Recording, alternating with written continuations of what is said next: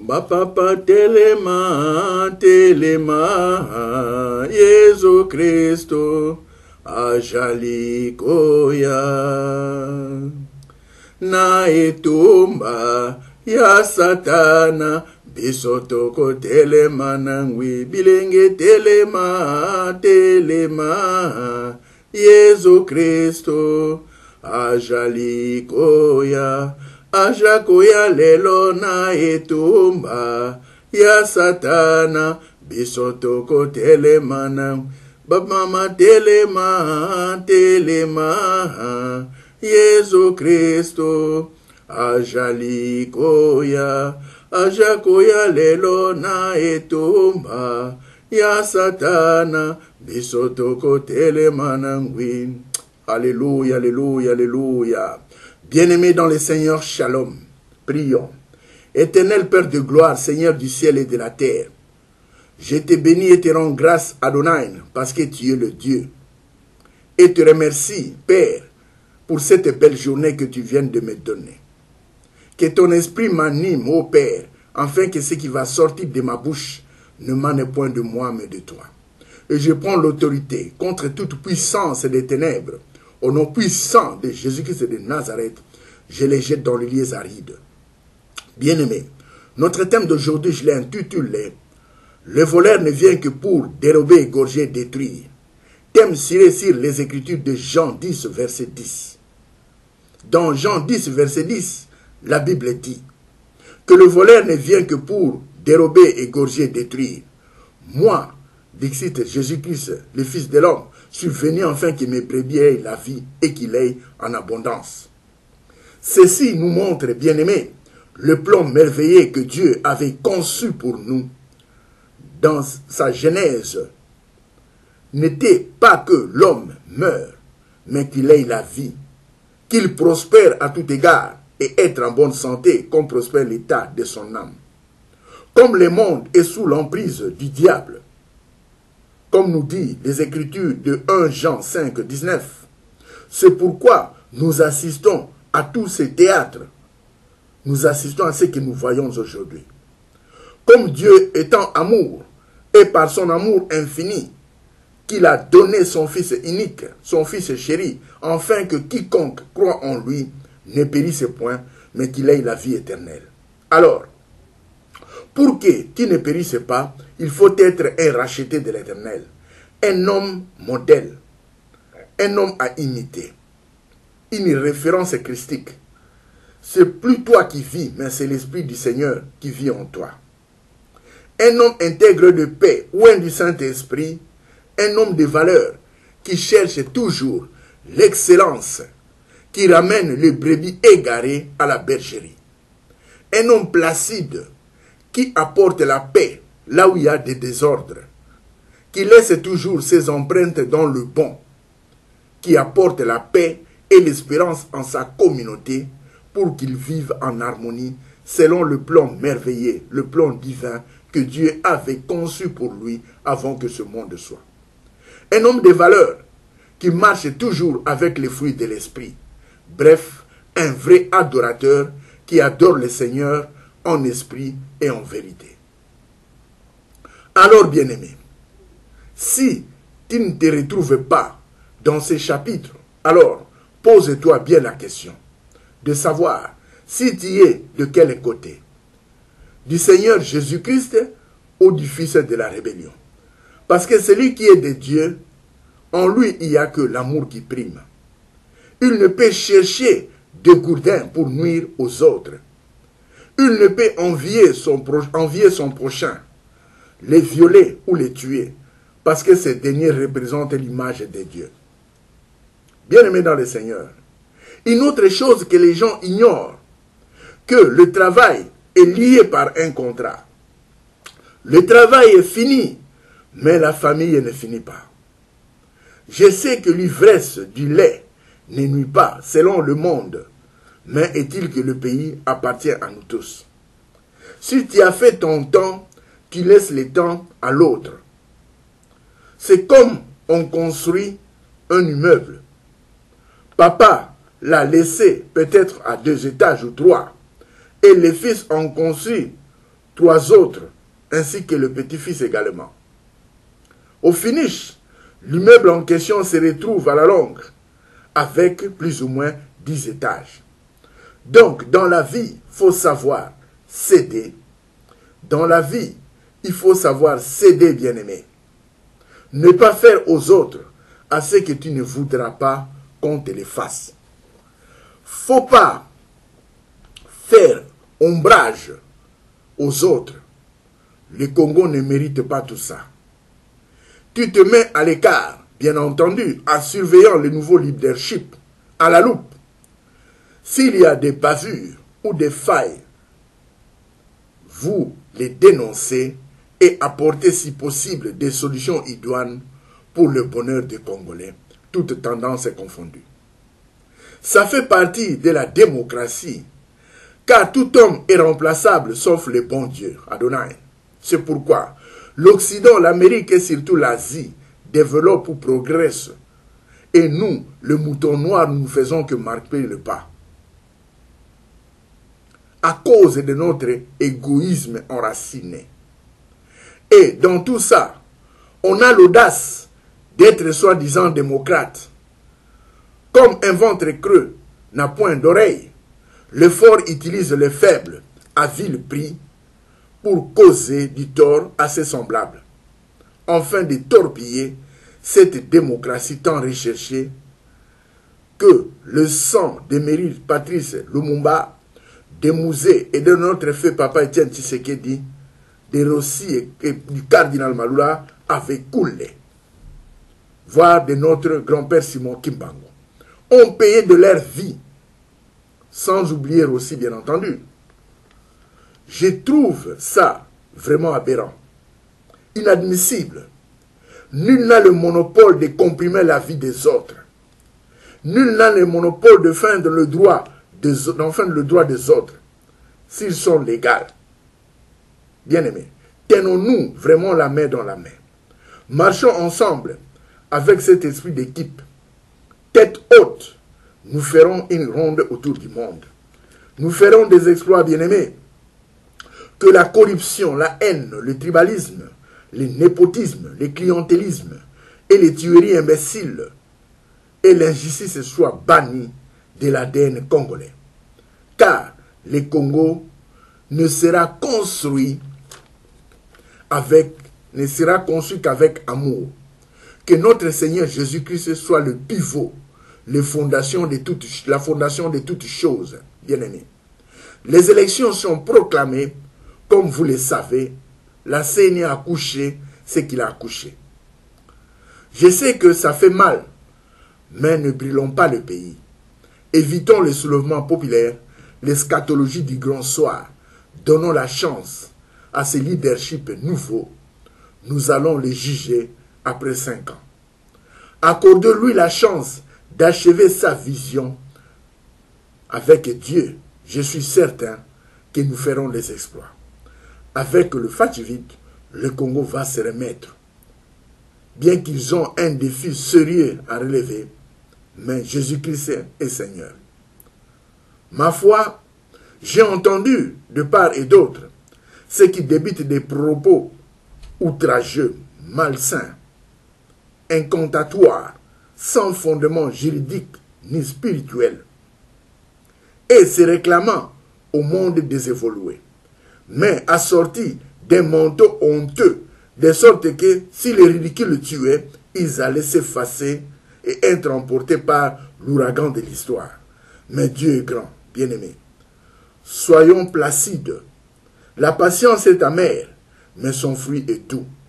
Avec le travail et l'esprit d'équipe, je suis certain que l'actuel leadership amènera le pays à bon port. Pour concrétiser ce bonheur tant recherché depuis la cession de notre pays à l'indépendance. Le Congo est un grand chantier à présent, bien-aimé. Je vois l'agriculture agro-industrielle, je vois la pêche industrielle, l'élevage, je vois l'Inga, je vois le bois, sans compter les minéraux. Le président doit se battre, corps et âme, bec et ongle, pour nous chercher les investisseurs. Parce que dès que les investisseurs vont venir, là, nous serons très contents parce qu'ils vont implanter des sociétés comme ce fut avant le pillage. Bien-aimés dans le Seigneur.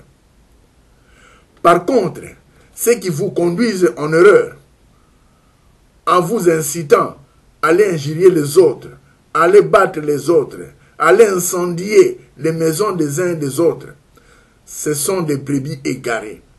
Ils peuvent te donner aujourd'hui 10 000 francs. Après quelques jours, c'est-à-dire 2 jours plus tard, il ne te restera plus rien. Je pense que celui qui t'apprendra à pécher te rendra un très bon service pour ta survie du lendemain. Fouillez les mauvaises compagnies, bien-aimées. Arrêtez ce genre de pratiques, les désordres. Suivez la bonne voie, la voie de l'excellence, pour bâtir un futur meilleur ensemble. Respectez l'autorité établie.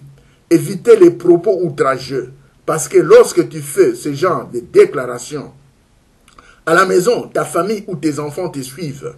Et si ces derniers t'imitaient, en faisant cela à un proche de ta famille ou à ton ami ou à n'importe quel Congolais, comment réagiras-tu? Oseras-tu engueuler tes enfants? Qui a dit qui baigne? Bien-aimés, dépouillons-nous du vieil homme.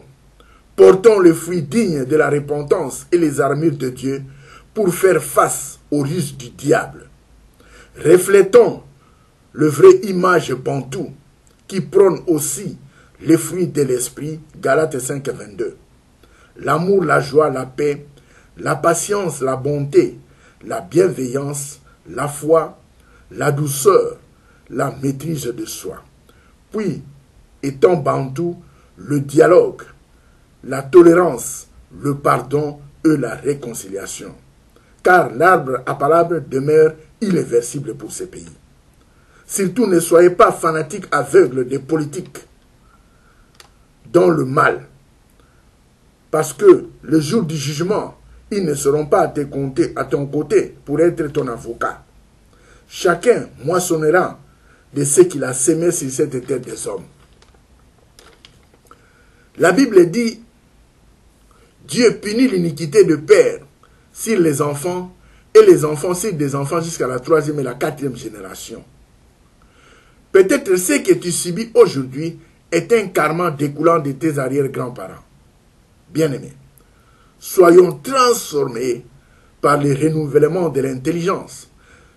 Ne soyons pas des cobayes politiques pour les politiques, parce que si l'aveugle conduit l'aveugle devant une fosse, ils tomberont tous les deux.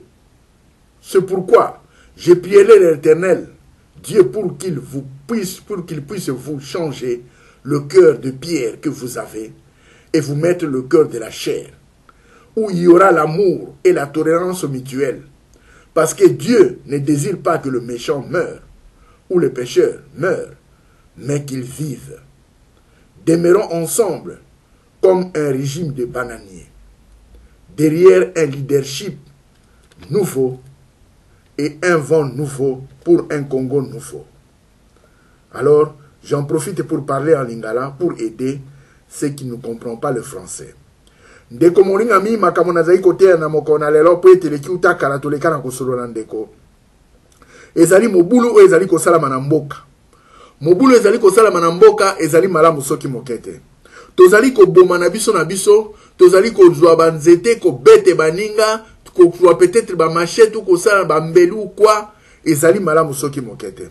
Esengeli ete toza na bolingo lokola bana ya tata moko mama moko. Tata na biso Nzambe, mama na biso Congo. Oyo tozali kosala na bondeli bino na kombo na Yesu, botika yango ezali malamu te. Tala ndakisa, Mburamatari yewana azali sikoyo kotonga babalabala, kaka bino bobosani ndenge ba poubelle etondanga na babalabala, bobandi kokamata ba biloko ya salite, kobanda kotia likolo ya balabala, pe kokamata yango kotia moto, alors bolingi mboka na bino be bolingi mboka na bino te. Ezali malamu te. Nango na yebi, pasi ezali kokuta manabino. Oui, ezali pasi. Mais kasi, toti a Congo liboso, totu mamboka te, pour makambo ya ba élection. Na yebi ete seni maponomi basalaki ezalaki na londende na kati ezalaki malamu soki mokete. Na yango ete bozala na bolingo, bozala na kimia, ete makambo nyonso tu ekozonga. Na yebi ete na mbula oyo maponomi masili koleka. Po ete soki cour constitutionnel epesi mibeko na yango oya koyi kolongola yango azali lisusu te na ndenge mboka na biso constitution na biso esengi. Na yango ata bogangi, ata botumbi ekosala eloko moko te. Na yebi ke ezali bien te. Puisque entrenaka pe makambo ya malamu te. Mena lingi tete ba makambo mana ekoma kati na mboka na biso. Na lingi tete makila etanga lisusu na mboka na biso. Po ete bato bakufi mingi kati na mboka wana. Na yango tika ete bino boyoka oyo mbelanga nazali kosala. Ezala ozali na Goma, ezala ozali na Kisangani, ezala na ozali na Katanga, ozali na Bandundu, ozali na Lide Kasai, ozali na Equateur, ozali na Bakongo, ezala na Kinshasa, boyoka ngai ona koloba bino mokona lelo. Botika makambo ya kobomana, botika makambo ya kotumba bandako ya kosala ma désordre, ezali malamu te. Na yebi ete kana na bino pe ezali quelque part na ndenge oyo maponomi masalamaki. Me tika ete Yesu Kristu akarese mitema na bino, etika ete kimia na Yesu Kristu ekonza bomoi na bino, ete bo comprendre ete oyo bozali kosala ezali malamu soki mokete.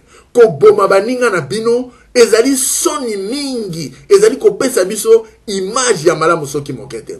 Biso nyonso tu tokanga lokola etuka na makemba régime ya bananier, de sorte que toza la sima ya leadership oyo ezali sikoyo, totala ye akokisi ya vision na ye na oyo alandi ye tina suka, bongo totala eloko nini eko apporte. Po ete soki totali malamu na kobanda Kongo etonga ezali Kongo utali panda to kwa ti lelo oyo tozali seko kaka na ba problème. Okomona pe na boye bayaka soit disant ko pesa biso batoli bango pe baoyela biso susu ba confusion kati na mboka. Na yango tika ete tozala na bomoko to mema Kongo biso baso elongo oyo esalami surtout ya maponomi ya sikoyo epesa biso mayele ya koyeba eloko nini tokosala pona kotonga Kongo ya lobi. Na yango nazali ko proposer boye. Seni eza kosala ba théâtre. Alors seni ezala lisusu te na Congo. Élection ezonga ndenge alaka kalatamu ya maréchal na kati ya ministère ya intérieur. Ete ministère ya intérieur apona bato s'il faut kotinda bango et pas boye po ete baya kosala ba formation ou quoi, po ete basala ba formation ndenge ni bakoyi ko gérer ba élection ndenge alaka kalakala po ete ba élection esala makaka na niveau ya ministère ya intérieur. Baseni o nazala expérience ici en cela batika biso makelele po ete ba opsi biso soni kondima ete ote bazali bato ya bwanya, bazali ba évoluer, bato yo batanga mingi, bazali bato sisa ba université, basala ba droit, basala ba oyo nyonso to basengeli kosala, mais soki totali applicabilité ya oyo bango bayekoli na ete européen no bazali kosala ezali contraire. Ba kosala makambo ya soni oyo ezali même kotia ba diplôme na bango na ba point d'interrogation soki réellement bako ba diplôme wana. Pendant l'année de nyama professeur Monsuso Abukomo na Bosani, alors bien ça qu'on reconnaître même pas ba étudiant na yena makambaza ko sala. Ezali malamu te. Ezali malamu soki mokete. Esengeli na biso to bongwana, esengeli na biso to bongwana. To changer le lenge na biso ya ko sala po ete ezala malamu. Po ete soki to ko sala toujours makambo ya mabe e ko zala malamu te. Et puis nazali ko pesa lo sako na la police.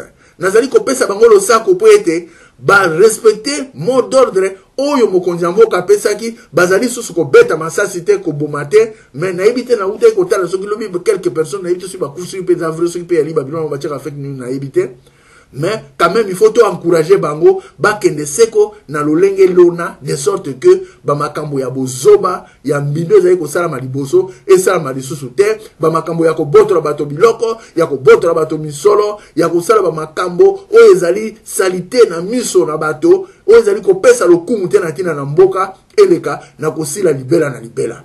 Na yango bandeko balingami esengeli na bino oyo ngana uti koloba na bino ezali loko ya motuya po ete bato wana ata lelo apesi yo $100 ata apesi yo $300 ou $1000 mais yeba te koumela te ekosila soki esili yo bomaki bato yo zokisaki bato yo violaki bato yo tumbaki bandako ya bato mokolo ya esambiselo kolo yesu akotuna yo akotuna moto atindaki yo na ndenge na ye mais ntango yo kosamba moto wana koya avoka na yo te po aloba ete kolo nzambe ngai nde moto natindaki ye tika ete tumbwa na yelepa na ngai ekozala bongo te tango yo kosenga pardon nzamba koloba na yo natindaki pasteur Feli Boketu pona ko annoncer bino la bonne nouvelle ete boleka na kobongwana ete civisme ya malamu ezala kati na bomo na bino kati na mabumu na bino kati na mitema na bino kati na mitsopo na bino ete ezala bino bato bozali ko vivre te ezala molimo na nzambe ndezali ko vivre kati na bino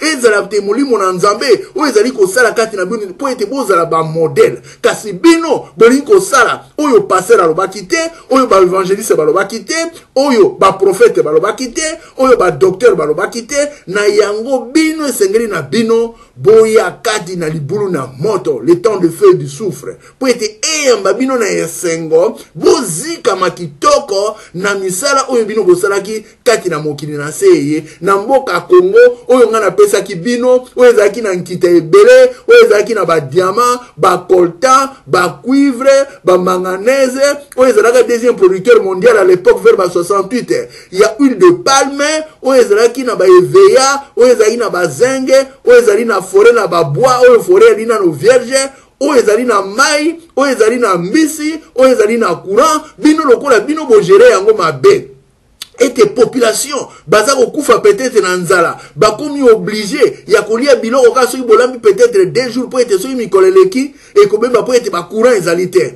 oyo bato bazali kokufa na bahôpital po ete kisi ezali te oyo bato bazangi mai pandake baza na mai ebele kati na mboka na yango esengeli na bino ete bino bakonzi boleka na esambiselo epai na nzambe po ete nzambe akondane bino na mbano oyo bino bosali na ntina na bandeko na bino yango ezali kotinda bango basala ba désordre yango ezali kotinda bango babanda koyiba po ete bapolisier balaka kalakala kati na baka na bakantine na bango bakosomba biloko moins cher bakolia malamu eyaki na madeso mosusu oyo eyaki madeso ya basoda ya mwindo to ya shokola eyaki na bampioni ezalaki na biloko ndenge na baloso na bango oyo bazali kosomba epai na bango de sorte ke balia malamu engebene na salaire oyo bayaki kokwa alors bino boli kosala effort moko te na baseka na bango ba toilette ezali te mai ezali te bozwi bango lokola na yebi to soki bambwa soki lokola lolenge nini na yango esengeli te boleka na esambiselo na mayemanso ya mabe oyo bino bosali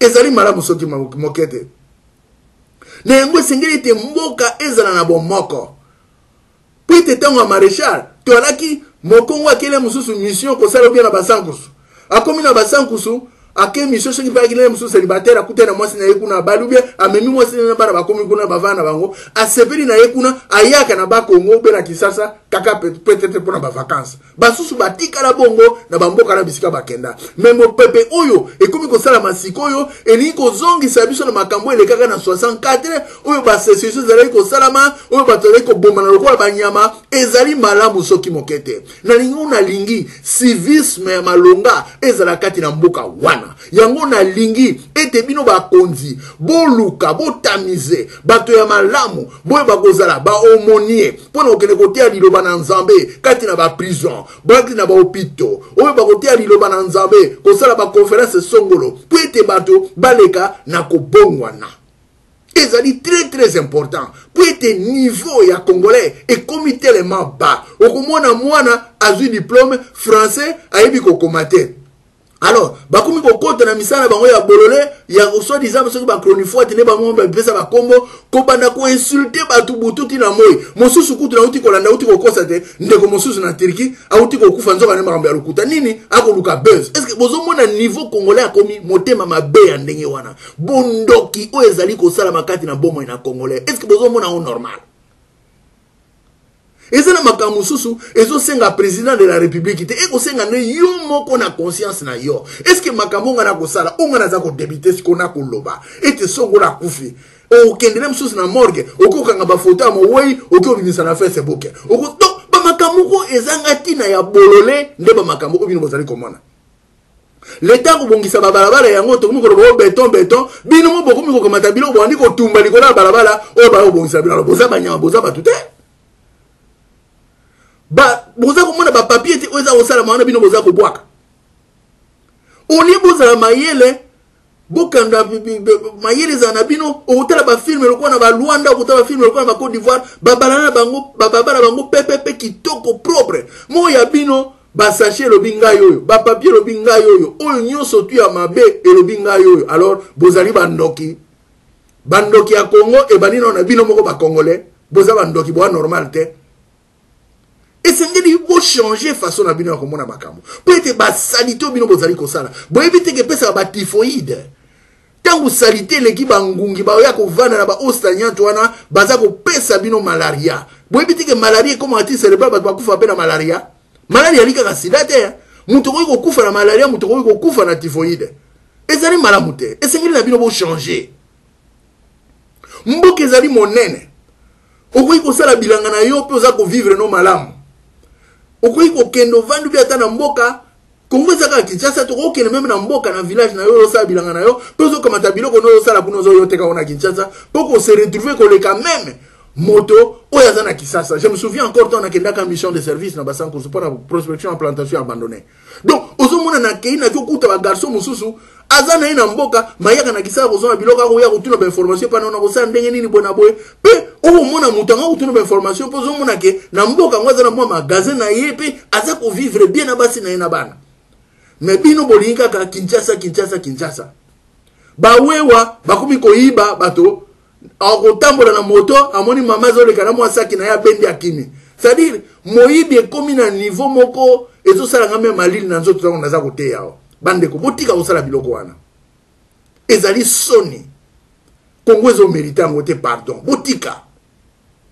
botika na yebi ete leadership ya sikoyo bakosala musala na bao malamu bako mener pays na bon port de sorte que makambo ekene malamu ezali likambo ya kopesa confiance ko kanga motema 5 examini te oya kolobo ngai moto na longaki oya kolobo ngai na longaki te oyo tala balongoni ngai oyo basali boy oui ok mais totika nano oyo salami de sorte que epesa biso siko mayele na élection ko sala masoki na 2023 ezala malamu Makamute yao, ngana zali député provincial, candidat, ngana ali candidat na national, ngana zali candidat soki na wapi soki na présidence, ikele fait. Et comme ici koyo, ministère ya intérieur est récupéré makamone ya karatanga marichal, soko zali candidat na députation nationale, otika la na députation nationale. Makambu ya o mélanger o la biso ba confusion, ezali malamu totolingi yango société. De sorte que va préparer un moment parce que les élections se préparent maintenant. Comme on a décaissé, ils ont été hôtés, ils ont été hôtés, makamouan ils ont été. Sikoyo. Tito comme en décembre, il y a aussi pour décaisser, ndenge makomi zali kotinda, ndenge na bino enfin, limbisa, ndenge na bino de bossa makam na bino kuna. Ils ont été au raison boté. Donc, bossa la makambo na lo lenge ya malamu po ete mboka na biso ekende liboso.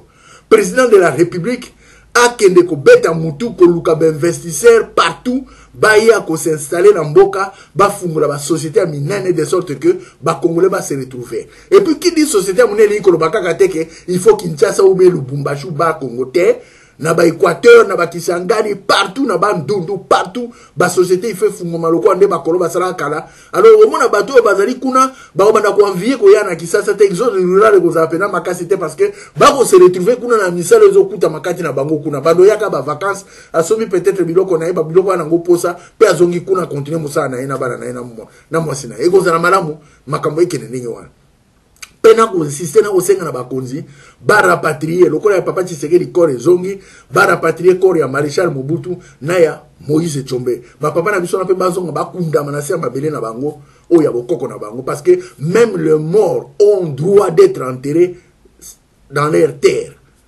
Donc ezali loko moko ya motuya na yango na ko leka sasa ipi na ko bondela Zambe na lola tata na mokonzi na biso Yesu kolona tondio na commission na pambolo po etozali nzambe malamu kolona tiki Kongo na maboko na yon Nzambe na tiki bana ba Kongo na maboko na yon kolo Nzambe na nguya na tiki pe mokonzi wa ekolo na maboko na yon kolo ete yo pesa ye molimo onction oyo ezalaka na bomoi ya Salomon oyo tiaka kati na Salomon ezala kati na ye na Dieu na ye po ete baza na bwanya mayele boyebi bososoli pe bokebi koyeba lolenge nini bakoki kosala mpona kodirige mboka pe nkolo yo touche bango mon Dieu ete puissance ya manifestation œuvre de la croix et opéré kati na mboka wana nzambe toute tendance est confondue ete ba murure na boyengebele na yo po ete bakanisa lolenge nini ya malamu ya kosala mpona kotonga mboka na yango nkolo na kobebisa molimo nyonso tu ya rebellion molimo nyonso tu ya soulèvement populaire molimo nyonso tu oyo confessé comme on a ote nkolo nzambe na ngai kati na mboka wana na kobengana ekende bisika bizangi mai kolotika ete gloire na yo erayonne kati na mboka wana kimia na yo ezo esika kati na mboka wana ete mboka wana ezala litatoli po ete soki mboka wana edekole ekozala Afrique nyonso nde ekodekole ezali mboka oyo osala nyonso tia nkita na maso kasi biso moko nde motema likundu motema ya kaina oyo tozana ko kati na mboka oyo tolingi te ete baninga babonga oyo tolingi te ete komwana musu mosusu avandi awa akobenga na kisasa ete yete kaka ngai oyo mosusu akobenga na kisasa akobenga na poto donc confusion wana Seigneur elongwe kene mosika nzambe ete puissance ya manifestation œuvre de la croix de Jésus ezwa contrôle kati na mboka wana na yango na kobebisa molimo nyonso ya désordre molimo nyonso ya occultisme molimo nyonso tu ya confusion kati na mboka wana na kombo na Yesu Kristo mwana na nzambe na likinda nazali kobenga na sasa yipe ebime kende bisika bizangi mai na ko déclencher par la foi Seigneur le feu dévorant de Dieu et kenda mission et localisé ezana ba parlement ezana na présidence ezana partout kolo et localisé et consumé oyo c'est semence ya diable kati na mboka wana et pela moto mon Dieu au nom puissant de Jésus-Christ de Nazareth molimo ya corruption et pela moto molimo ya ngbalima et pela moto na kombo na Yesu Kristo kolo tika ete yo touche ba autorité Seigneur éternel pe nande ko asile ko zonga ndeko Moïse Katumbi il fallait bana kotambola sala soit disant kotambola bamboka ndenge ya lobaki mais ba bloquer aza toujours na lubumbashi ko kotambola te finalement démocratie entre lobaki za ya moderne. Ce n'est pas normal. Il faut qu'autoriser à tambola, azali congolais na droit ya tambola, comme tout congolais na droit ya tambola esika alingi. Ezate ko bloquer ba mususu, ko libérer ba mususu ba sala ko balingi, ezali mala musoki mokete. Kolotika ete mayele na ye kota kati na bakonzi. Bolingo na ye kota kati na bakonzi kolo Yesu. Poete bafungo na mitema na bango mitema likundu ya kaina ya égoïsme mitema ozo confesser comme na yote elongo kamata motema ya musuni ya cher ekota kati na bango oyo bolingo vanda kati na bango bayeba na kosolola ko trouver compromis na mokona lelo poete mboka ekende liboso gouvernement esalama mboka ekende oboso na komo na Yesu na sempeli pe na lobibongo. Merci Seigneur éternel yo Nzambe yo bongonité yo étoile brillante du matin yo le recette des âges yo libanga na kalakala oyo peka likolo na ngomba sans que moteur le kana kotindika yo zali Nzambe wazalaka ya Shadrach Meshach Abednego kati na fournaise ardente yo zalaka Nzambe ya Abraham ya Isaac pe ya Yakobo lelo yo zali Nzambe na ngai yo zali Nzambe ya libota na ngai yo zali Nzambe ya mboka na ngai o nazali kokumisa koyembela pe kotatura natiki bandeko nyonso na maboko na yo bo bazana Kinshasa nkolo natiki bango nyonso na maboko na yo ete moto na molimo santo et couvrir bango tout autour mon Dieu mon roi ete moto na molimo santo et couvrir bana na bango Nzambe moto na molimo santo et couvrir ba parana na bango Nzambe ete bolingo na yo Nzambe et tonda kati na moko Nzambe na nguya na kombo na Yesu Kristo na ko bebisa oyo nyonso tu ya ténèbres ozo confesser comme na yo te et bimekende biska bikauka na kombo na Yesu Kristo zwa lokumu zwa nkempo eto Nzambe malamu ainsi dit et prié. Amen.